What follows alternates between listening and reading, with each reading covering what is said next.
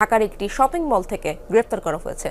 শনিবার রাতে তাকে গ্রেপ্তারের কথা জানায় রাজধানীর তেজগাঁও থানা। চট্টগ্রামে হত্যা, অস্ত্র, চাঁদাবাজির অভিযোগে 10টিরও বেশি মামলা রয়েছে তার বিরুদ্ধে। তাকে ধরতে কয়েকদিন ধরেই সিএমপির একটি বিশেষ টিম ঢাকায় অবস্থান করছিল।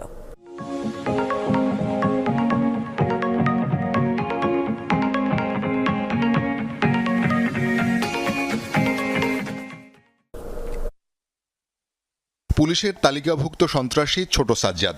চট্টগ্রামে হত্যা, অস্ত্র, চাঁদাবাজির অভিযোগে 10-এর অধিক মামলা রয়েছে তার বিরুদ্ধে। গত বছরের জুলাইয়ে অস্ত্রসহ গ্রেফতার হলেও পরের মাসেই জামিনে বেরিয়ে আসে সাজ্জাদ। অক্টোবর মাসে তাহসিন হত্যাকাণ্ডে তাকে প্রধান আসামি করা হয়।